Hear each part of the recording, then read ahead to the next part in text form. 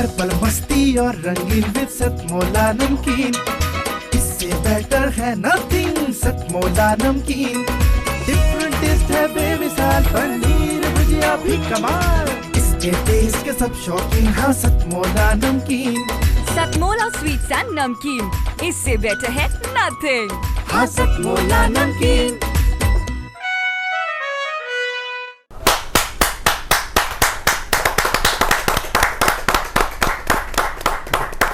नमस्कार, सतमोला कवियों की चौपाल में आप सभी दर्शकों का हार्दिक स्वागत है। सतमोला कवियों की चौपाल अपनी काव्य यात्रा के 20 वर्ष पूर्ण करने वाला है और 15 अगस्त 2004 से प्रारंभ ये हुई काव्य यात्रा अनंत काल के लिए प्रारंभ हुई है और चलती रहेगी। और इसमें सभी इस काव्यानुष्ठान में आप सभी दूर राज्यों से, दूरस्थ राज्यों से, सुदूर क्षेत्र से आप हमारे कार्यक्रम में आते हैं। ये हम सभी के लिए प्रसन्नता का विषय है। हमारा ये जो कार्यक्रम है आज 10,000 से अधिक केवल हिंदी नहीं सभी भारतीय भाषाओं के और स्थानीय बोलियों के, आंचलिक बोलियों के कवियों का ये कार्यक्रम है। और इस कार्यक्रम में आप सभी नामांकुर कवि, प्रतिष्ठित, लब्ध प्रतिष्ठित कवि, ये जो परिवार बना है ये एक गौरव का विषय है। इसमें आगे भी आप हमें इसी प्रकार, और सबसे बड़ी बात ये है कि आप इसी प्रकार हमें साथ देते रहेंगे, प्यार देते रहेंगे। आप सभी दर्शकों का भी मुझे ध्यान आता है, जो प्रारंभिक दर्शक थे उसमें से कई नवांकुर कवि बने और उन्हीं दर्शकों में से कुछ प्रतिष्ठित कवि बने। मैं निवेदन करना चाहूँगा नवांकुर कवियों को, नवांकुर कवियों के लिए ये एक स्वस्थ प्लेटफॉर्म है, विश्वसनीय प्लेटफॉर्म है। आप हमारे इस सतमोला कवियों की चौपाल के प्लेटफॉर्म पर आप बहुत ही अपना श्रेष्ठ अपनी प्रस्तुति दे सकते हैं और इसके लिए आपको हमारे साथ सम्मिलित होना पड़ेगा। एक टीवी स्क्रोल पर चल रहे नंबर 9711182183 पर, इस पे आप हमें कॉल करेंगे तो हमारी टीम आपसे संपर्क करेगी और आप हमारे आजीवन सदस्य के रूप में आप काव्य पाठ कर सकते हैं। तो अब मैं इस क्रम को आगे बढ़ा रहा हूँ। इस क्रम में आज सतमोला कवियों की चौपाल का एक सौभाग्य है कि सतमोला कवियों की चौपाल में एक श्रेष्ठ गीतकार, और उस गीतकार के बारे में मैं ये कहना चाहूँगा कि वो गीतकार मौलिक एक विषय वस्तु को लेकर चलता है, मौलिक परिस्थितियों को देख करके। अगर मैं कहूँ कि वो श्रृंगार की बात भी करता है तो धरातल पर रह कर के बात करता है। अगर वह आशावाद की बात करता है तब भी वह जमीन से जुड़ कर के बात करता है।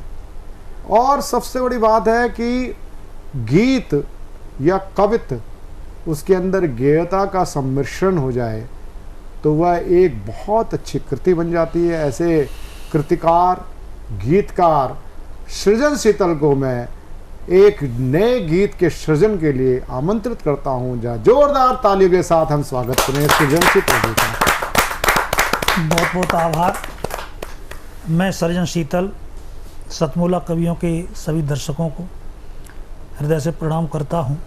मैं कुछ मुक्तकों के माध्यम से आपसे जुड़ने का प्रयास करता हूं। मैं मूलतः एटा से हूं और एटा बहुत ही साहित्य के लिए उपजाऊ भूमि है। एटा ने बलबीर सिंह रंग जैसी हस्तियां दी साहित्य के क्षेत्र में, और तुलसीदास जी का भी जुड़ाव रहा है एटा से, चाहे वो अमीर खुसरो हैं। तो मैं वहीं से 4 पंक्तियों की शुरुआत करता हूँ। मैंने कहीं लिखा कि रंग नीरज की बनाई रीत तक लेकर चलूँगा, कृष्ण राधा रुक्मिणी की प्रीत तक लेकर चलूँगा, और तुम जरा सा हौसला देते रहोगे तो तुम्हें मैं छंद मुक्तक की गली से गीत तक लेकर चलूँगा। बहुत अच्छे। मैंने कहीं लिखा ये कविता भी नहीं होती, ककहरा भी नहीं होता, बिना माँ की दया के जग सुनहरा भी नहीं होता, अगर माँ कैकई श्री राम को वनवास ना देती, दिवाली भी नहीं होती, दशहरा भी नहीं। बहुत अच्छे, बहुत अच्छे, बहुत अच्छे। दिवाली भी नहीं होती, दशहरा भी नहीं होता। और सुनिएगा कि एक ही शब्द में सब जहां लिख दिया, लिख दी सारी जमी आसमां लिख दिया। सारी दुनिया का था एक ही शब्द में, मैंने कागज पे वो शब्द माँ लिख दिया। मैंने कागज पे वो शब्द माँ लिख दिया।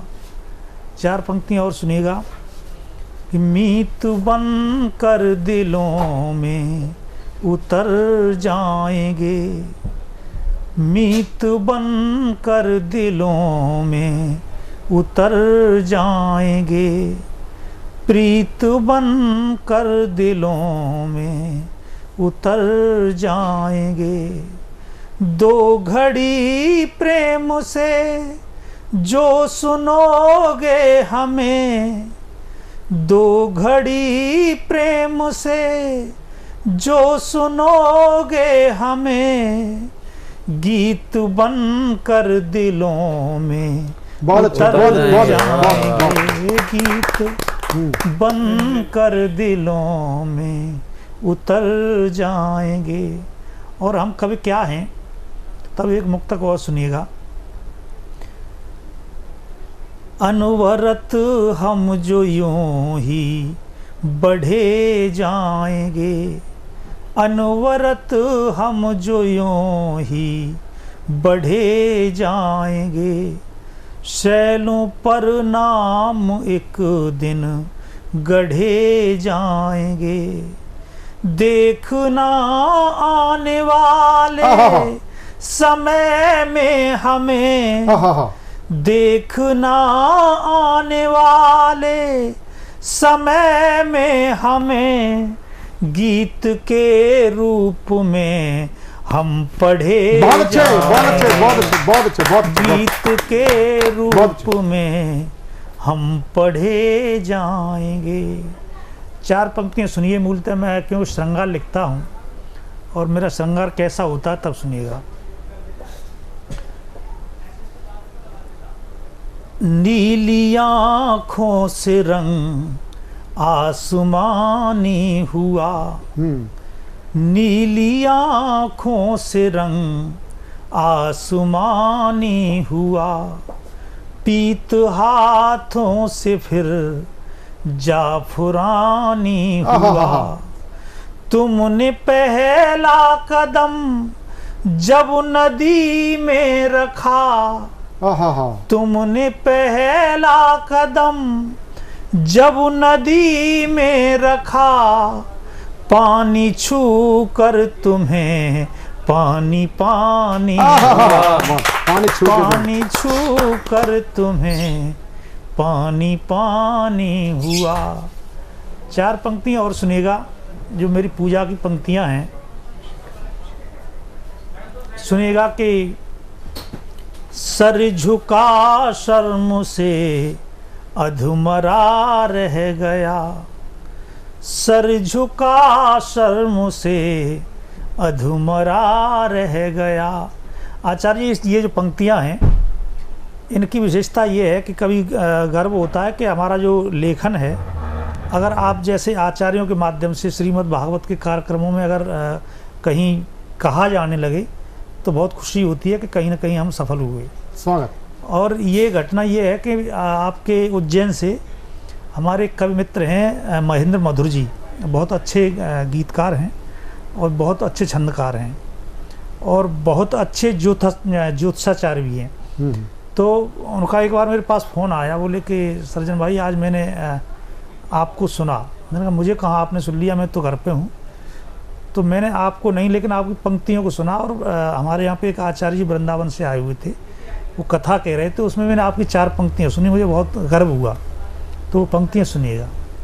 सर झुका शर्म से अधमरा रह गया, एक सागर नदी से डरा रह गया।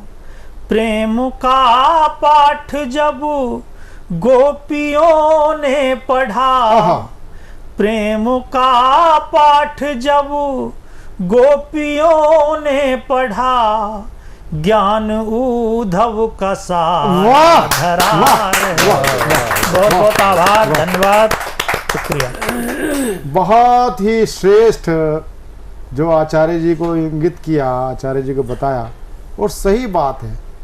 साहित्य और आध्यात्म अपने आप में एक पूर्णता प्रदान करते हैं। और जब हम साहित्य की बात करते हैं, साहित्य में आज श्रृंगार के रूप में किस प्रकार से श्रृंगार को एक विभत्स रूप दे दिया जाता है। आज चाहे कवि मंच हो, चाहे टीवी शोज हों, वहाँ पर श्रृंगार के लोगों को हमें जब अपने शो पे बुलाते हैं तो स्पष्ट बताना पड़ता है कि श्रृंगार रहे, फूहड़ता ना रहे। और इस रूप में जब मैं सृजन शीतल को मैं प्रतिनिधि कवि के रूप में बात करता हूँ, बहुत ही श्रेष्ठ गीतकार है।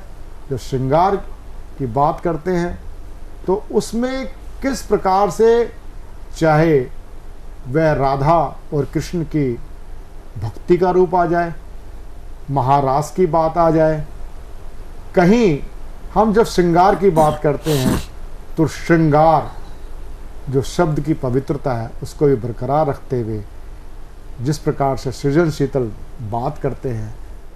और अब मैं सृजन शीतल जी के बाद जब रस परिवर्तन करता हूँ, रस परिवर्तन के रूप में मैं लेके आता हूँ बहुत ही देश के ही नहीं विश्व विख्यात हास्य व्यंग की धारा के प्रमुख हस्ताक्षर सुनेरी लाल वर्मा तुरंत जी को। सुनेरी लाल वर्मा तुरंत जी को मैं प्यार से बाबा तुरंत देव भी बोलता हूँ। वह तुरंत रचना करने में, और कहें तो आशु कवि के रूप में भी मैं उनको बोल सकता हूँ। आशु कवि के रूप में बहुत सुप्रसिद्ध भी हैं और हिंदी और ब्रिज का सम्मिश्रण लिए वे सिद्धस्त कवि हैं। मैं जोरदार तालियों के साथ सुनेरी लाल वर्मा तुरंत जी को आग्रह करता हूँ कि आए अपना काव्यपाठ से सतमोला कवियों की चौपाल को आनंदित करें। नमस्कार, सतमोला कवियों की चौपाल को मैं बहुत बहुत धन्यवाद करता हूँ कि मुझे यहाँ कुछ बोलने का अवसर दिया। और आज से नहीं, पूरे 20 वर्ष से ही मैं निरंतर इसका एक छोटा सा सदस्य बना रहा हूँ। मैं इसको बहुत बहुत धन्यवाद देता हूँ क्योंकि इसकी वजह से मुझे बहुत ख्याति प्राप्त हुई। मैं एक कवि के रूप में निकल कर के आया। मैं तो एक बचपन सा जिया था यहाँ से, अब वृद्धावस्था तक पहुँच गया। बहुत बहुत धन्यवाद। और ये आपकी विनम्रता है वैसे। और सभी दर्शकों को भी मैं प्रणाम करता हूँ कि आप हमें सुनते हैं। जिनकी घर पे कोई नहीं सुनता उनको आप सुनते हैं। मैं शुरू करूंगा जरा 2000 के नोट से। जी, नोटों की बदला बदली ने बड़ा दुखी किया कि बेदर्दी बेवफा निपूते निपट कबाबी कहाँ चले। बेदर्दी बेवफा निपूते निपट कबाबी कहाँ चले। और कुछ दिन झूठा प्यार जताकर सजन शराबी कहाँ चले। क्या कुछ दिन झूठा प्यार जताकर सजन शराबी कहाँ चले। और कुछ नोटों की हत्या करके पॉकेट में आने वाले गाल गुलाबी करने वाले नोट गुलाबी कहाँ चले। गाल गुलाबी करने वाले नोट गुलाबी कहाँ चले। इस गुलाबी नोट की जब यहाँ पर अवतरण हुआ था, इसने कितने सारे नोटों 500 और 1000 वालों की हत्या करी थी। तब जो हमारी पॉकेट में आया था उस समय बड़ा बुरा हाल था। जेब में पैसे नहीं हुआ करते थे, सारे पैसे खत्म, बड़े बड़े नोट रद्दी और छोटे नोट खत्म। तो फिर हम लाला की दुकान से जाते थे, लाला हमें कैशलेस सामान दे दो। तो कैशलेस माने उधार। तो जब कैशलेस सामान देता था लाला तो हमको बड़ा अच्छा लगता था। और उन दिनों की बात बताता हूँ। ऐसा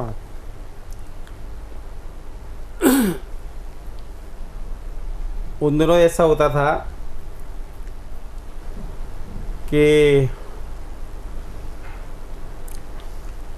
शिकार देख निशाने ही बदल देते थे। हाँ, शिकार देख निशाने ही बदल देते थे और देख सुरताल तराने ही बदल देते बहुत अच्छे, थे। बहुत अच्छे।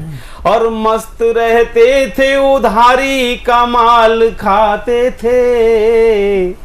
मस्त रहते थे, उधारी का माल खाते थे और कर्ज बढ़ते ही ठिकाने ही बदल वाह, देते वाह, थे। ये अपने बच्चों को बहुत लाड़ प्यार देते थे। अपने बच्चों को बहुत लाड़ प्यार देते थे और साइकिल मांगी तो हम उनको कार वाह, देते वाह। थे। साइकिल मांगी तो हम उनको कार देते थे। और नोटबंदी में एक दिन भी हम नहीं रोए। नोटबंदी में एक दिन भी हम नहीं रोए। रोते तो वो थे जो हमको उधार देते थे। रोते तो वो थे जो हमको उधार देते थे। समस्याओं से लड़ना सीखो, समस्याओं पर चढ़ना सीखो, समस्याओं से डरो मत। हाँ, अब लॉकडाउन लग गया। लॉकडाउन में दुनिया कहती लॉकडाउन हो गई, हम लॉक हुए, इंडियन डाउन नहीं हुए। हम अपने घर में बैठ करके इस लॉकडाउन को ऐसे हरा रहे थे। बार बार हाथ धोते थे, धोते धोते हाथ भी छिल गए थे पूरे। लेकिन टेंशन फिर भी नहीं थी। टेंशन बस ये थी कि पत्नी कहती थी कि आज रसगुल्ले खाने, हलवाई की दुकान बंद है, कहाँ से लाएं। गोलगप्पे खाने, हलवाई की दुकान बंद है, कहाँ से लाएं। तो फिर घर बनाते थे और पत्नी को खुश करते थे और क्या आनंद लेते थे। बाहर पुलिस वाले खड़े होते थे अपनी 6-6 फुट की अपनी वैक्सीन लेकर के। एक वैक्सीन में आदमी बिल्कुल कोरोना की तरह भागता था। तो देखिए उस दिन क्या आनंद लेते थे सब। कि घर बनाते थे, मिठाई का मजा लेते थे। घर बनाते थे, मिठाई का मजा लेते थे और गोलगप्पों में खटाई का मजा लेते थे। और ऊब कर इनसे निकलते थे जब भी सड़कों पे। तो लॉकडाउन में पिटाई का मजा लेते थे। लॉकडाउन में पिटाई का मजा लेते थे। पत्नी कहती थी सूजी बाजार से बेसन ले आओ और हम सूजी लेके लौटते। और कितनी सूजी लाए थे पता भी नहीं लगता था, तोल भी नहीं पाते थे।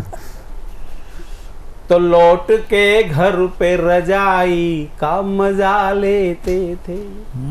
लौट के घर पे रजाई का मजा लेते थे और गर्म बोतल से सिकाई का मजा लेते थे। और टूट जाती थी हड्डियां पुलिस के डंडों से तो ऑनलाइन ही दवाई का मजा लेते थे। इस तरह से साहब हमने सुखों को दुखों में ढूंढा। बहुत बहुत धन्यवाद, बहुत बहुत सम्मान। सतमोला कवियों की चौपाल में ये थे सुप्रसिद्ध हास्य कवि सुनहरी लाल वर्मा तुरंत जी। सुनहरी लाल वर्मा तुरंत जी के बाद, क्योंकि उन्होंने जिस प्रकार से अपना रचना पाठ प्रस्तुतिकरण किया, प्रस्तुतिकरण में नाटकीयता के भाव के साथ भी श्रेष्ठ रचना के लिए उन्होंने शब्दों का चयन और विषय का चयन बड़ा शानदार था। उसके साथ साथ अब मैं जिनको आमंत्रित करना चाहता हूँ वह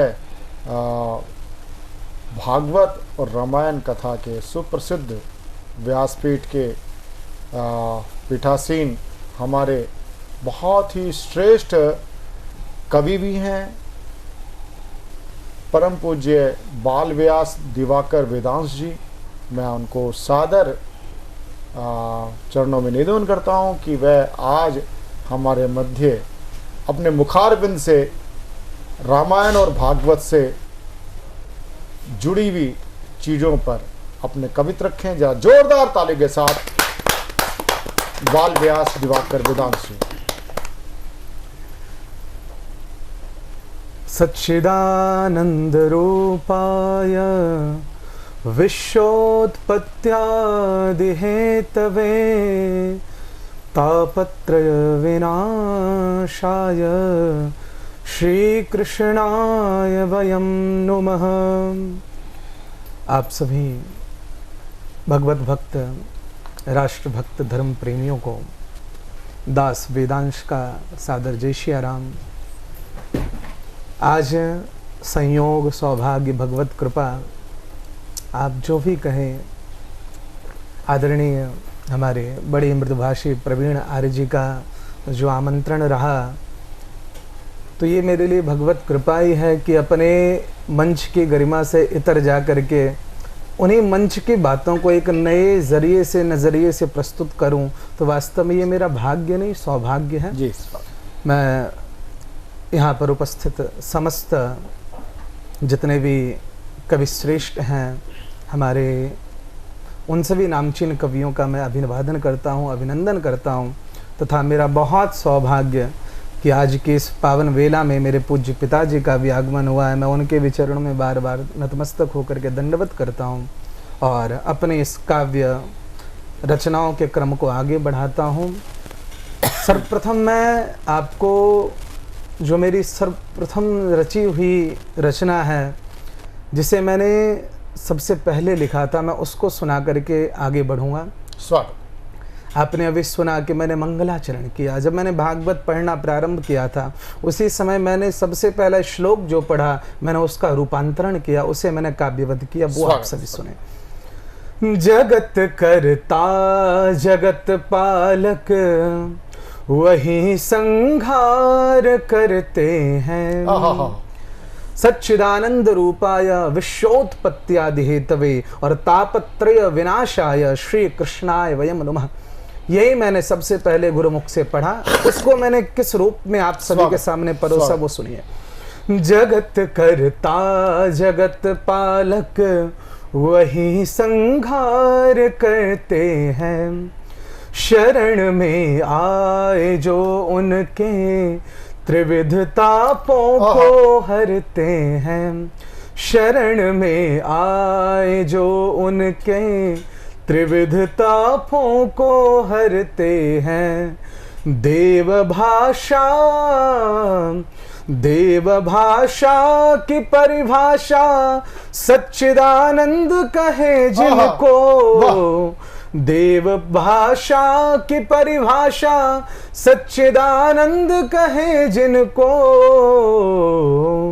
उन्हीं नंदलाल गोपाला का हम सब ध्यान करते हैं। उन्हीं नंदलाल गोपाला का हम सब ध्यान करते हैं। अब मैं जो विघ्न विनायक भगवान गणेश, वाग्देवी माँ शारदे, हरिहर इत्यादि समस्त की वंदना करते हुए आगे बढ़ूंगा। गजानन शारदा हरिहर स्मरण से पूर्ण हो सब काम। गजानन शारदा हरिहर स्मरण से पूर्ण हो सब काम।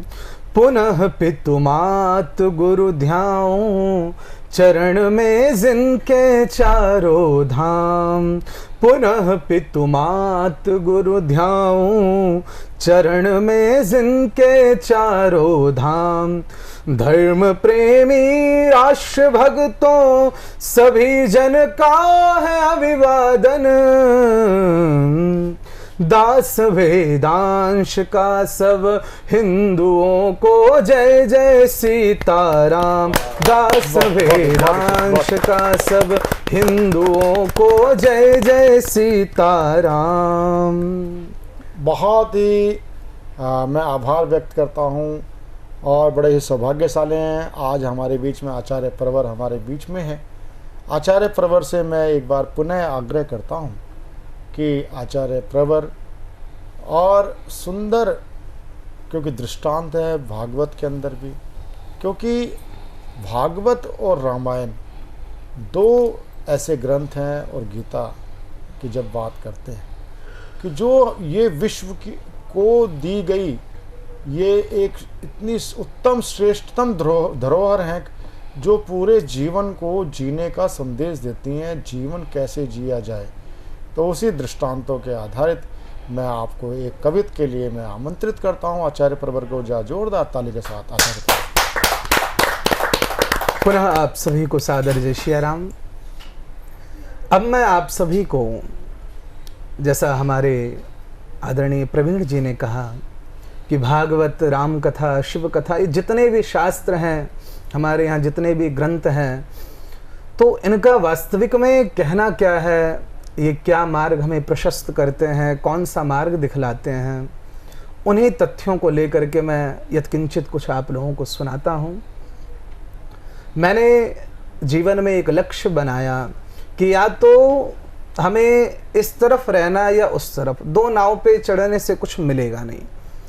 तो मैंने बहुत पहले लिखा था कि मस्ताने जग में वही, मस्ताने जग में वही जो माया पतिदास, मस्ताने जग में वही जो माया पतिदास। अरे माया के चाकर रहें हर पल यहाँ उदास, माया के चाकर रहें हर पल यहाँ उदास। प्रभु माया विश्व मोहिनी है, सबको मोहित करने वाली है, उससे बचा कैसे जाए। तो मैंने माया का सूक्ष्म परिचय देते हुए अपनी काव्य गंगा को आगे बढ़ाया। विश्व मोहिनी शांभवी माया जिनका नाम, विश्व मोहिनी शांभवी माया जिनका नाम, सकल जगत को मोहना नियत है जिनका काम, सकल जगत को मोहना नियत है जिनका काम, नियत है जिनका काम न बच पाए कभी हरिहर, नियत है जिनका काम। ब्रह्मा का शाब्दिक रूप दिया गया कवि, हरिहर अर्थात विष्णु और शिव। नियत है जिनका काम न बच पाए कवि हरिहर, संभल संभल कर चलो बड़ी ही कठिन है डगर। कहत दास वेदांश मनुज जो बचना चाहे, कहत दास वेदांश मनुज जो बचना चाहे, दीन बंधु भगवान का भक्ति पथ अपनाए, दीन बंधु भगवान का भक्ति पथ अपनाए। कैसा भक्ति पथ हो, या तो हम उसके हो जाए या वो हमारा हो जाए। बनूं मुरली मनोहर श्याम के अधरों पे सज जाऊं, बनूं मुरली मनोहर। एक भक्त भगवान से निवेदन कर रहा है, क्या बनाना प्रभु? बनूं मुरली मनोहर श्याम के अधरों पे सज जाऊं, अहो सौभाग्य सावरिया के संग संग गीत मैं गाऊं, अहो सौभाग्य सावरिया के संग संग गीत मैं गाऊं। जो इतनी श्रेष्ठता न दास में तो प्रार्थना प्रीतम, जो इतनी श्रेष्ठता न दास में तो प्रार्थना प्रीतम, बनाना पैर की जूती चरण रज रोज मैं पाऊं, बनाना पैर की जूती चरण रज रोज मैं पाऊं। तो इस तरह मैंने आपको बताया कि जितने संत हैं, जितने ग्रंथ हैं, नहीं लेना। अच्छा, इसको लास्ट के दो पंक्तियां लेकर के यहाँ क्लोज कर। अच्छा, ठीक ठीक। जो इतनी श्रेष्ठता न दास में तो प्रार्थना प्रीतम, बनाना पैर की जूती चरण रज रोज मैं पाऊं, बनाना पैर की जूती चरण रज रोज मैं पाऊं। बहुत ही आनंद आया आचार्य प्रवर आपके आध्यात्म कवित्व को सुन करके। और आज इस आध्यात्म कवित्व से बाहर निकलते हुए अब मैं चलता हूँ हमारे मध्य सुप्रसिद्ध प्रखर पत्रकार और भारतीय जनसंचार संस्थान के महानिदेशक, जो कि सूचना प्रसारण मंत्रालय के अंतर्गत है, कार्यकर्ता है। आप उसकी एक इतनी महती जिम्मेदारी का आप सफल निर्वहन कर रहे हैं। और जब हमने आपसे आग्रह किया, आपने बड़ी ही विनम्रता पूर्वक हमारे इस कार्यक्रम में आपने पधारने का आपने सहर्ष आपने स्वीकृति दी। इसके लिए सतमोला कवियों की चौपाल आपका हार्दिक स्वागत करता है। जोरदार ताली के साथ एक बार पर डॉक्टर संजय द्विवेदी जी, प्रोफेसर संजय द्विवेदी जी का हम हार्दिक स्वागत करते हैं। और मैं संजय द्विवेदी जी से ही मैं प्रारंभ करते हुए मैं चाहूँगा कि आप सतमोला कवियों की चौपाल के लिए आप अपना आशीर्वचन हमें प्रदान करें। प्रोफेसर संजय द्विवेदी जी। बहुत बहुत धन्यवाद प्रवीण जी। और मुझे बहुत अच्छा लग रहा है यहाँ पे आके सतमोला कवियों की चौपाल में इतने सारे कवियों को एकत्र करना, उनकी रचनाओं को सुनना और उसको लोगों तक पहुँचाना बहुत बड़ा एक संकल्प है आपका। और पिछले 2 दशक से यात्रा चल रही है। 2 दशक साधारण नहीं होते। ये अपने आप में आप सबकी संकल्प शक्ति का उदाहरण है। कितना अच्छा संकल्प आपने लिया, उस संकल्प को आप निरंतर सातत्य बनाए हुए हैं। और मुझे बहुत अच्छा लगता है जब साहित्य के क्षेत्र में इस प्रकार नए और पुराने कवियों का सम्मेलन होता है। लोग एक दूसरे से सीखते हैं। जो नए हैं वो वरिष्ठ जनों से सीखते हैं और जो वरिष्ठ हैं वो नए लोगों की प्रतिभा को देखकर सम्मानित होते हैं और उन्हें लगता है कि किस प्रकार की पौध पत्रकारिता के क्षेत्र से निकलकर, कविता के क्षेत्र से निकलकर, साहित्य के क्षेत्र से निकलकर, मतलब सृजन की जो यात्राएं हैं उस पर एक नई पीढ़ी सामने आ रही है। और आज के मौके पर मैं उन सभी कवियों को जिन्होंने इसमें शामिल हुए हैं, जिन इस चौपाल में, उनको भी शुभकामनाएं देता हूं। और जो इस यात्रा में शामिल रहे हैं, सहभागी रहे हैं, उनको भी बधाई और शुभकामनाएं देता हूं। और आने वाले समय में जो इस मंच का इस्तेमाल करते हुए अपनी प्रतिभा का प्रदर्शन करेंगे, उनके लिए भी अग्रिम शुभकामनाएं देता हूं। बहुत बहुत शुभकामनाएं। और प्रोफेसर साहब, केवल शुभकामना से हम लोगों की तृष्णा शांत होने वाली नहीं है।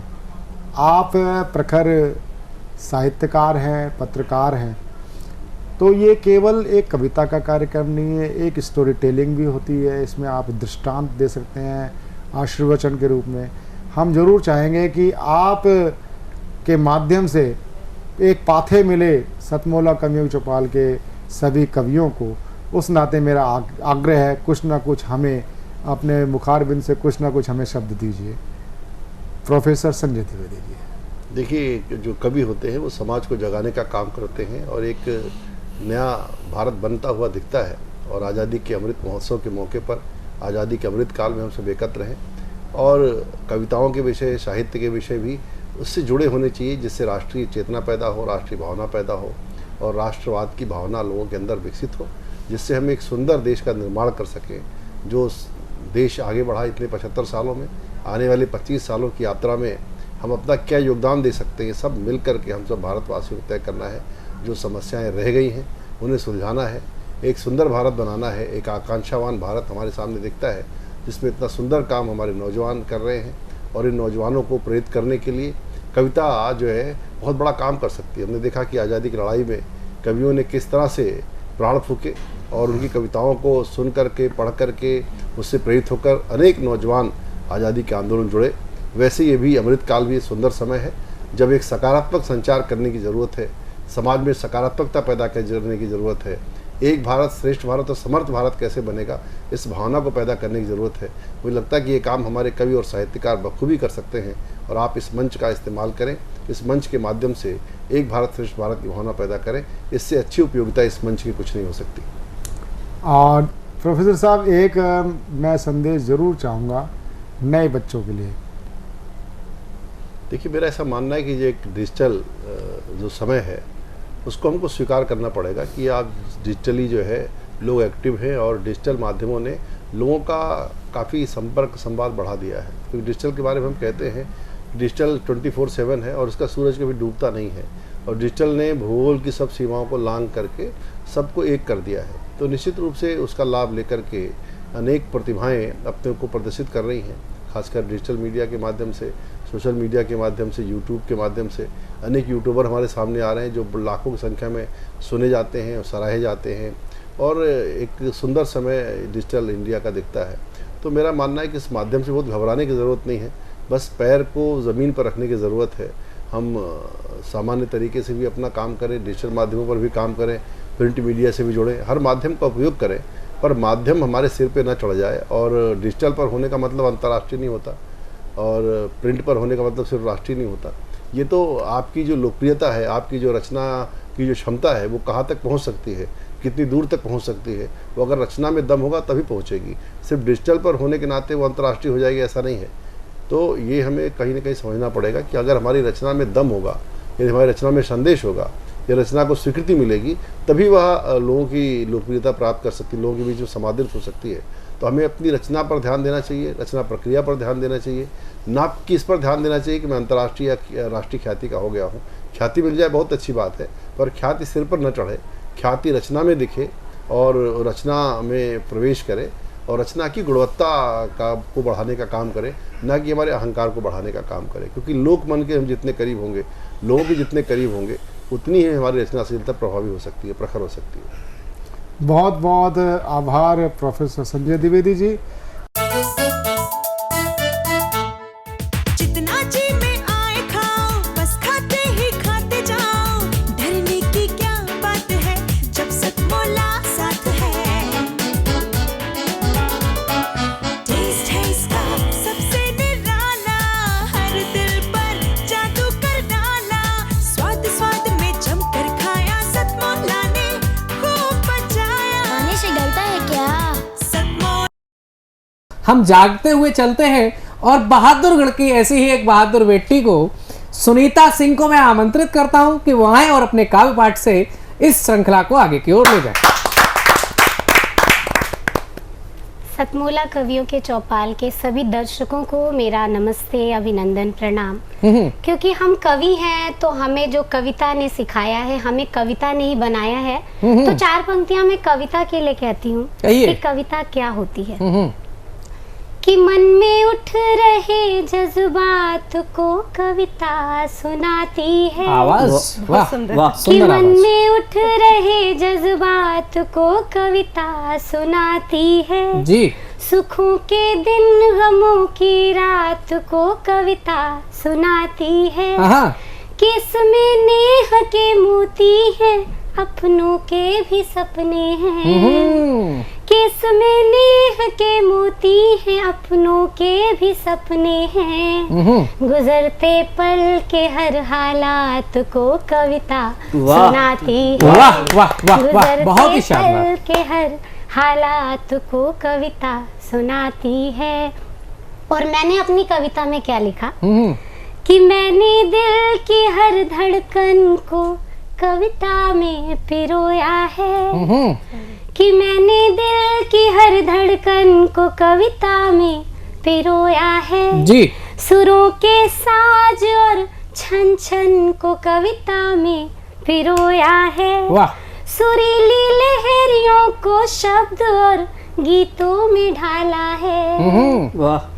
सुरीली लहरियों को शब्द और गीतों में ढाला है। छुए जो मन को, अंतर मन को कविता में पिरोया है। वाह वाह वाह वाह, बहुत शानदार, जो बहुत मन सुंदर, को, बहुत सुंदर। अंतर मन को कविता में पिरोया है। और मैंने जिंदगी पर लिखा कि जिंदगी क्या का सफर कैसा है।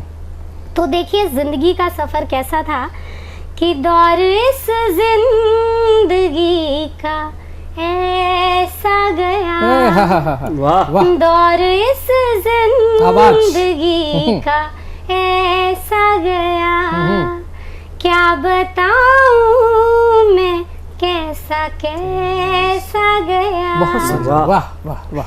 अपनी दौलत पे नाज था जिनको, अपनी दौलत पे नाज था जिनको, संग उनके ना एक पैसा बहुत सुंदर, बहुत सुंदर, बहुत सुंदर। एक पैसा गया। और देखिए कि किस तरह से जिंदगी कैसी कैसी चाल चलती है, वो मैं सुनाती हूँ आपको कि दिल में यादों का बसर होता है जी, बीती बातों का असर होता है। यूं तो लाखों ही जीते मरते हैं, यूं तो लाखों ही जीते मरते हैं, पर कोई कोई अमर वाह वाह वाह वाह वाह पर वाह। कोई कोई अमर होता है। और 4 पंक्तियां देश की बेटियों के नाम जरूर लिखूंगी, लिखो लिखो भाई। पढ़ूंगी, क्योंकि हरियाणा से हूँ तो हरियाणा में भी बेटियों ने बहुत नाम किया है, कल्पना चावला से लेके साक्षी मलिक तक। तो 4 पंक्तियां बेटियों के लिए कि फूल खुशियों का होती चमन बेटियां, फूल खुशियों का होती चमन बेटियां, अपने परिवार का होती धन बेटियां, वाह वाह वाह वाह। धन्य वो कोख है जिसने पाला इन्हें, धन्य वो कोख है जिसने पाला इन्हें, रह के धरती पे छूती गगन बेटियां, रह के धरती पे छूती गगन बेटियां। तो और जैसे कि मैंने एक गीत गा रहा हूँ तो गीत लिखती हूँ, एक श्रृंगार पढ़ती हूँ मैं कुछ लाइनें छोटा सा। कि मैं भीनी भीनी गुलाब जैसी, मैं भीनी भीनी गुलाब जैसी, तू दिल की कोरी किताब जैसा, वाह वाह वाह वाह वाह। मेरे लबों पर उतर ना पाया, तू दिल की कोरी किताब जैसा। बहुत बहुत धन्यवाद। वाह वाह, बहुत ही शानदार कविता पाठ रहा सुनीता जी का। और नाम सुनीता था तो लग रहा था कि हम इनको सुनते रहें सुनते रहें सुनते रहें, लेकिन हमारे साथ में अन्य कवि भी बैठे हुए हैं। और हमारे भानु भाई कह रहे थे कि अब हमको भी बुलाया जाए, तो मैं बिना किसी देरी के, बिना किसी भूमिका के, मैं सुनीता जी की इतनी सुरीली कविता के बाद में बुलाता हूँ आगरा से पधारे हुए हमारे बीच में भानु प्रताप सिंह जी को कि वो आए और अपनी कविता से इस श्रृंखला को आगे बढ़ाएं। सभी को मेरा नमस्कार। मैं पहले 4 लाइन पढ़ता हूँ भगवान राम के लिए जी। कृपा मुझ पर सदा करना ओ दशरथ के नंदन, कृपा मुझ पर सदा करना ओ दशरथ के नंदन, तेरे चरणों में हो सदा तेरे ही नाम का बंधन।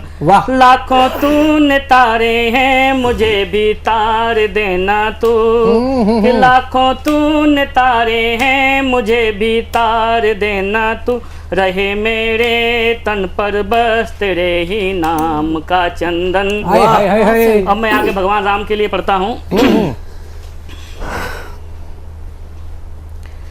राम राम उनको पहले शीश नवाहूँ वो हैं राम, दया से जिनकी मैं लिख पाऊँ वो हैं राम, त्रेता युग के हैं अवतारी वो हैं राम, विपदा जो हरते हैं सारी वो हैं राम, कौशल्या ने हैं जो जाए वो हैं राम, दशरथ के नंदन कहलाए वो हैं राम, जिनकी अनुपम छवि है न्यारी वो हैं राम, जिनकी सूरत लगती प्यारी वो है वाह राम। वाह वाह वाह वाह। विश्वामित्र मुनि संग दाए वो है राम। मार ताड़ का पाठ पढ़ाए वो है राम। जनकपुरी के पहुँचे स्वयंवर वो है राम। वाह। सीता ने मन से चाहे वर वो है राम। सीता ने मन से चाहे वर वो है राम। शिव के धनुष पर चाप चढ़ाए वो है राम। वाह वाह वाह। परशुराम का क्रोध मिटाए वो है राम। परशुराम से धनुष पाए वो है राम। सीता को फिर ब्याह कर लाए वो है राम। वाह वाह। पितु आज्ञा से वन को धाए वो है राम। माताओं को शीश नवाए वो है राम। वाह वाह वाह वाह।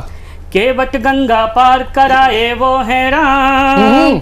पुस्तों का उद्धार कराए वो है राम। ऋषि अगस्त के आश्रम आए वो है राम। उनसे दिव्य शस्त्र थे पाए वो है राम। सीता को वन ढूंढ रहे थे वो है राम। पता सभी से पूछ रहे थे वो है राम। जाति पाति का भेद मिटाते वो है राम। सबरी के झूठे फल खाते वो है राम। गोद जटायु को बैठाए वो है राम। हनुमत के जो मन को भाए वो है राम। बाली को जो स्वर्ग पठाए वो है राम। सिंहासन सुग्रीव बिठाए वो है राम। सागर पर जो सेतु बनाए वो है राम। सारी सेना पार लगाए वो है राम। रावण को जो स्वर्ग पठाए वो है राम।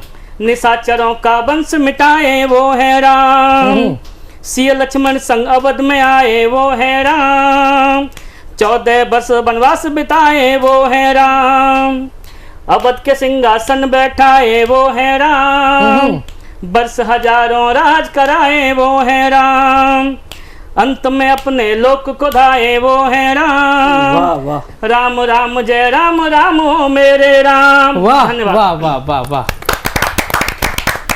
भानु प्रताप जी, आपने राम का वर्णन अगले कवि के रूप में हमारे बीच में बहुत ही मधुर मधुर और प्रेरणादायक कविता को लेकर आ रही है। इंदौर से पधारी हुई देश की लाडली बेटी, जिसका की नाम है गुंजन गूंज, और उसकी जो गूंज है वो गूंज है लव, यानी कि प्यार भरी आवाज को लेकर के आ रही है गुंजन गूंज लव। तो हमसे स्वागत है। लिखना आता है या नहीं पता नहीं, पर कभी कभी मैं लिख लेती हूँ। वाह।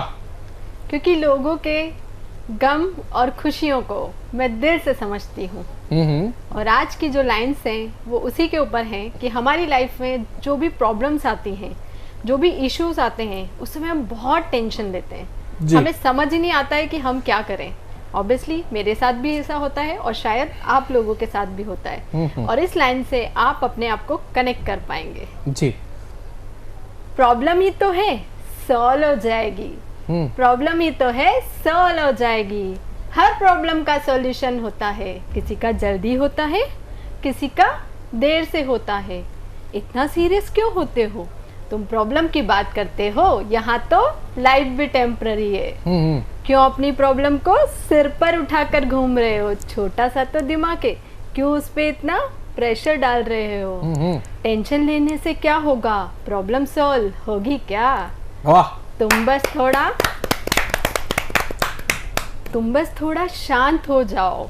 सॉल्व कर पाओ तो ठीक है, अगर ना कर पाओ तो छोड़ दो। पेन नहीं होगा तो प्लेजर का मजा कैसे आएगा? वाह। प्रॉब्लम ही तो है, सॉल्व हो जाएगा।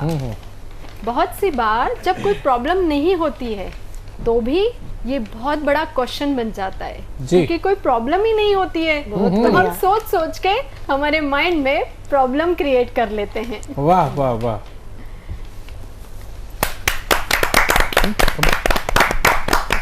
बचपन से ही प्रॉब्लम का पिटारा लिए घूमते हैं। स्कूल में होमवर्क का टेंशन और एग्जाम में मार्क्स कम आ जाए तो टेंशन। जॉब ना मिले तो टेंशन, और मिल जाए तो वर्कलोड का रोना रहता रहना। गर्लफ्रेंड ना हो तो स्टेटस प्रॉब्लम, और मिल जाए तो एडजस्टमेंट प्रॉब्लम, और छोड़कर चली जाए तो ब्रेकअप का रोना रहना, शादी ना हो तो प्रॉब्लम, और अगर हो जाए तो गृहस्थी का रोना रोते रहना। मेरे साथ ही क्यों ऐसा होता है, ये तो सबका फेवरेट क्वेश्चन बन गया है। बट क्या ये सारी सच में प्रॉब्लम्स है, या हमने इसे ऐसे ही बड़ा बना रखा है? अपनी प्रॉब्लम को बोल दो, अपनी प्रॉब्लम को बोल दो, no problem, because my god is always with me. बहुत ही शानदार बात कही हुई है जीवन में। तो आइए एक ऐसे ही अच्छे और सच्चे वतन के लिए लिखने वाले, वतन की आवाज को बुलंद करने वाले जोरदार ताली से मैं आमंत्रित करता हूं हमारे बीच में मानवता की बात करने वाले वीर रस के मानव सिंह जी को एक जोरदार ताली से आमंत्रित करते हैं।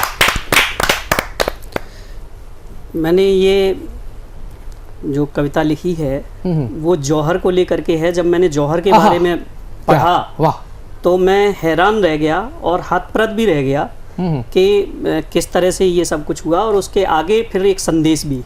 तो मैं इसको स्टार्ट करता हूँ। स्वागत है। ए मन अब जाग भी जा, अंगारे लिखने वाला हूँ, मैं बहती नदियां खूनों की ये धारे लिखने वाला हूँ। वाह वाह, तेवर अच्छा है। ये ए मन अब जाग भी जा, अंगारे लिखने वाला हूँ, मैं बहती नदियां खूनों की ये धारें लिखने वाला हूँ। कल होश नहीं था मुझको भी, लिखता था रूप चांदनी में, जौहर पढ़कर हतप्रभ हो, ललकारें लिखने वाला हूँ, ललकारें लिखने वाला हूँ। वाह वाह। एक बीच में इसमें लिया है कि जब वो चिताब में बैठी होंगी बेटियां तो कैसा फील किया होगा।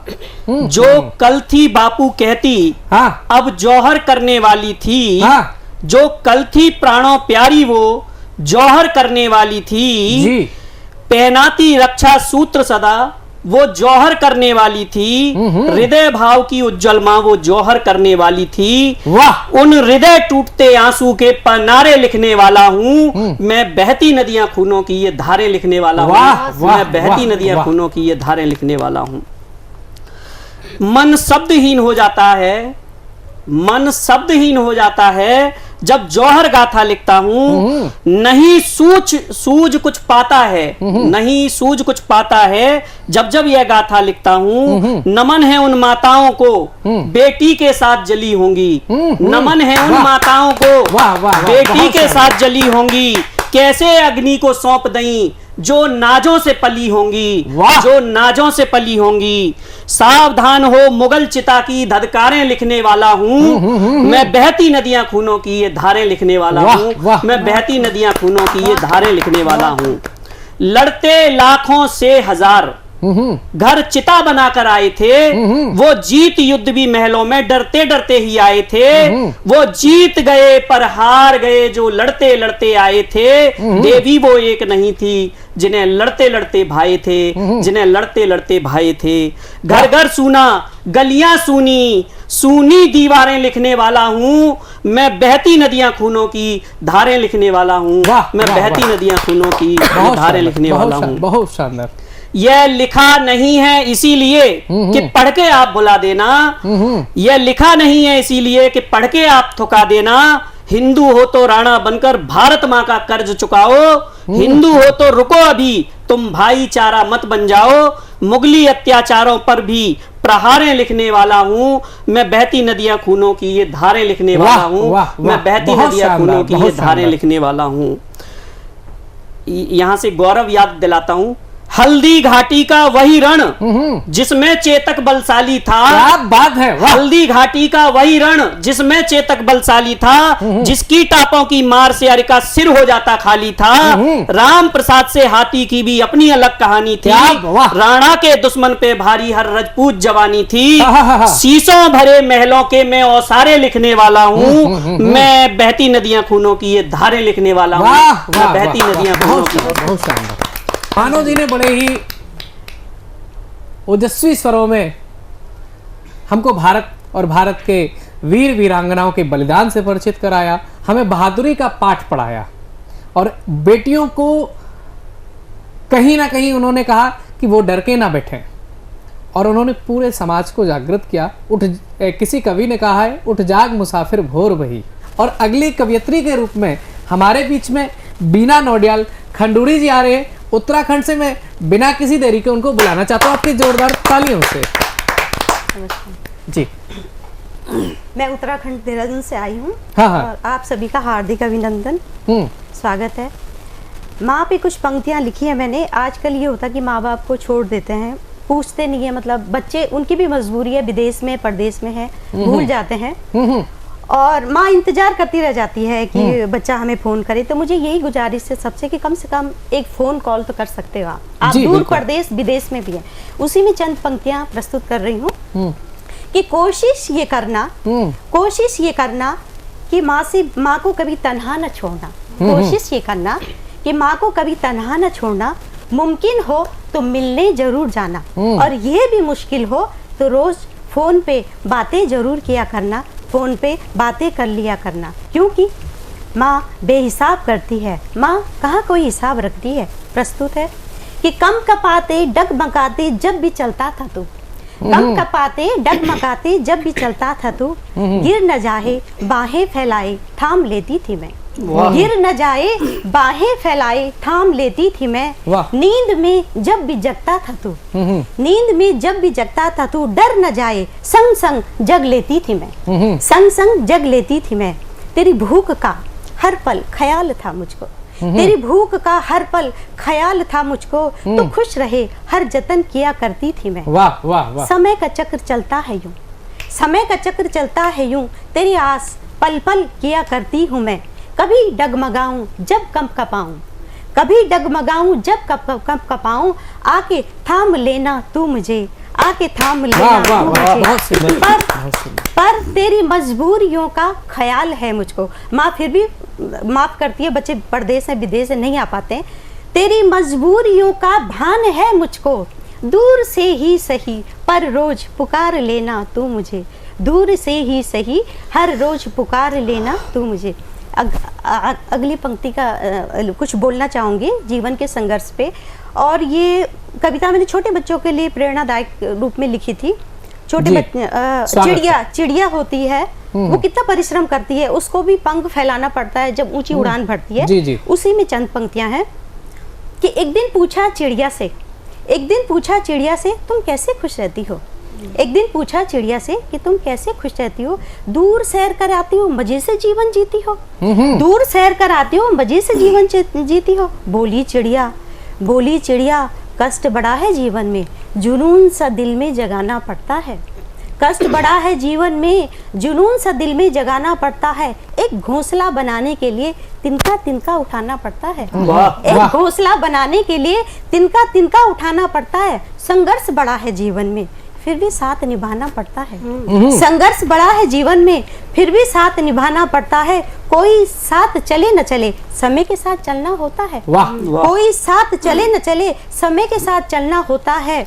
दुख सुख है जीवन के दो पहलू, दुख सुख है जीवन के दो पहलू, गम से क्या घबराना, दुख सुख है जीवन के दो पहलू, गम से क्या घबराना, अरे जो ही जीवन मिला है उसे ही संवारना, जो भी जीवन मिला है उसे ही संवारना। बहुत सुंदर। कोई भी उम्र हो, कोई भी उम्र है, परिश्रम से क्यों घबराना, कोई भी उम्र हो परिश्रम से क्यों घबराना, श्रम कर्म करो असीम कि पत्थर पर पुष्प खिलाना, श्रम कर्म करो असीम कि पत्थर पर भी पुष्प खिलाना, क्योंकि किस्मत से मिल जाए मंजिल, क्योंकि किस्मत से मिल जाए मंजिल, डगर इतनी आसान नहीं, बस पंख फैलाने भर से मिलती ऊंची उड़ान नहीं, बस पंख फैलाने भर से मिलती ऊंची उड़ान नहीं।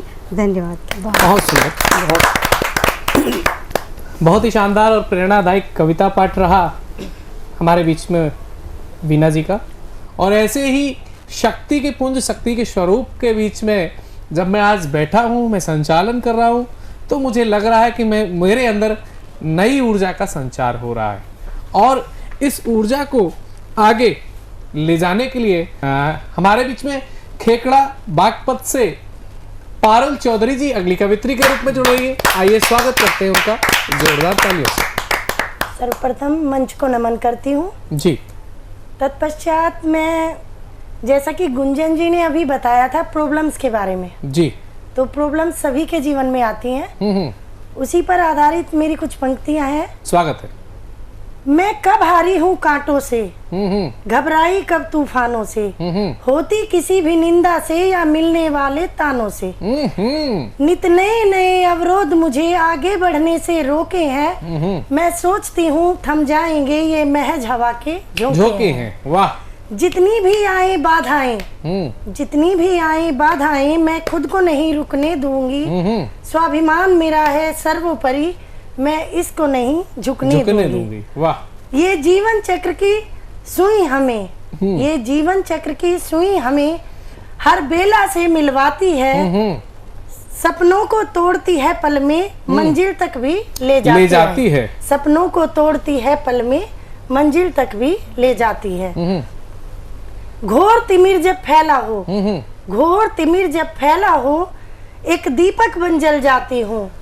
मैं जुगनू बनकर ही चाहे आंखों की चमक बन जाती हूँ। मैं जुगनू बनकर ही चाहे आंखों की चमक बन जाती हूँ। बहुत सुंदर, बहुत गिद्ध जैसी जो उड़ान भरे, गिद्ध जैसी जो उड़ान भरे, वो पंख न हरगिज चाह मेरी।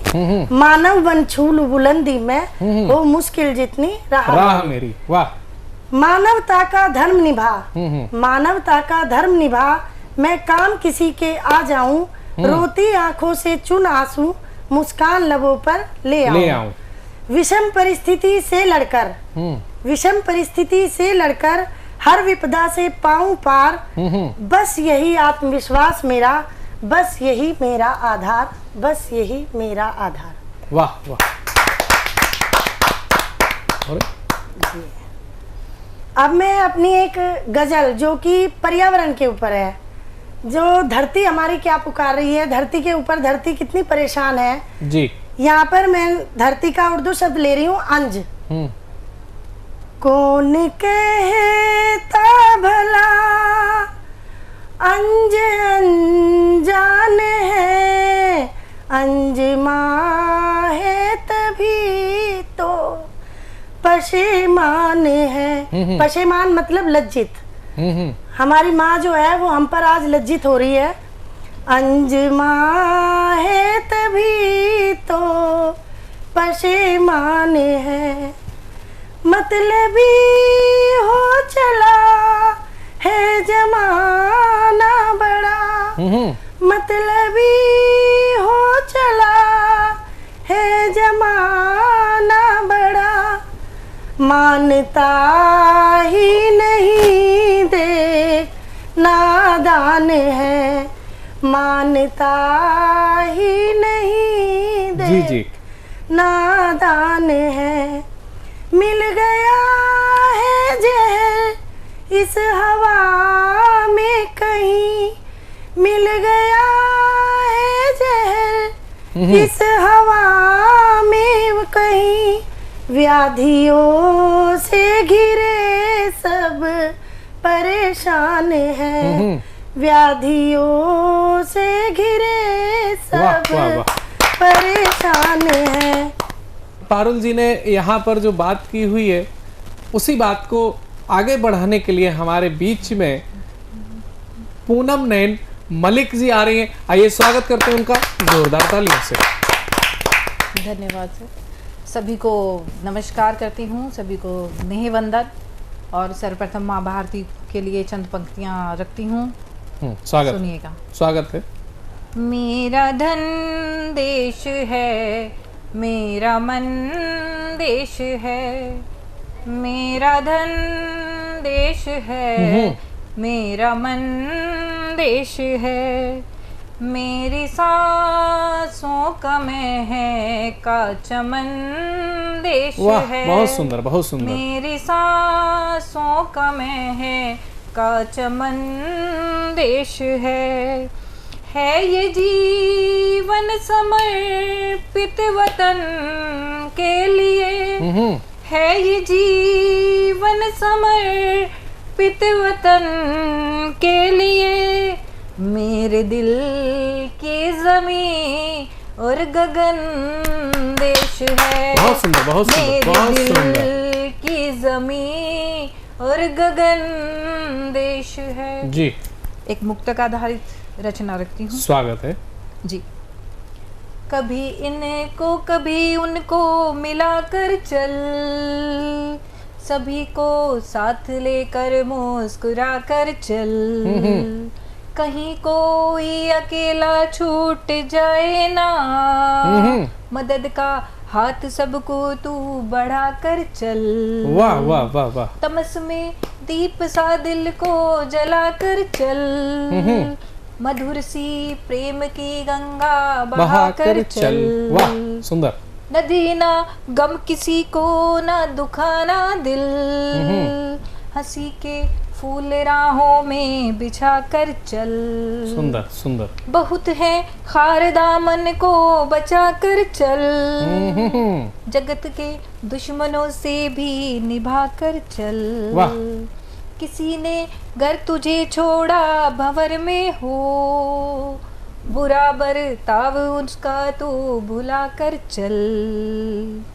लगे ठोकर नहीं नजरें झुका कर चल, दिलों में याद मीठी सी बसा कर चल।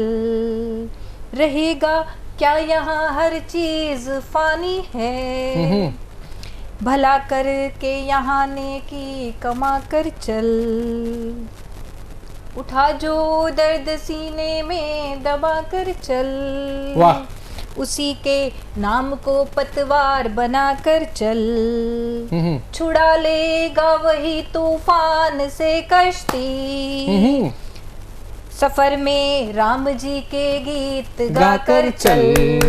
बहुत सुंदर, बहुत सफर सुंदर। में राम जी के गीत गा कर चल। बहुत ही सुंदर कविता पढ़ी हमारी पूनम नयन जी ने, और कहीं ना कहीं उन्होंने हमें याद दिलाई प्रमोद तिवारी जी के उस गीत की, जब उन्होंने कहा कि याद बहुत आते हैं गुड्डे गुड़ियों वाले दिन। उस गीत की याद दिलाई, और जो चीज़ें छूट जाती हैं वो याद आती हैं, और कहीं ना कहीं हम भी आपको याद आएंगे, क्योंकि अब वक्त हो चला है आज के कार्यक्रम को यहीं पर विराम देने का। मन तो नहीं है, लेकिन फिर भी इस वादे के साथ में कि अगली कवियों की चौपाल जरूर सजा कर लाएंगे और आपके बीच में आकर के आपको हंसाएंगे, आपको गुदगुदाएंगे, आपकी मन की बातों को दोहराएंगे। और आपको आज इस काव्य पाठ में अगर कुछ भी अच्छा लगा है, कोई सुझाव आप देना चाहते हैं, या हमारे इस पैनल पर आकर के अपनी कविताओं को, अपने गीतों को देश और दुनिया तक पहुंचाना चाहते हैं, तो टीवी स्क्रीन पर जो सामने नंबर दिया जा रहा है 9711182183, मैं हिंदी में दोहराना चाहता हूँ 9711182183। इस नंबर पर आप संपर्क करें और अपने अनुभव साझा करें। चलते हैं, मिलेंगे अगले कार्यक्रम में, तब तक के लिए जय हिंद।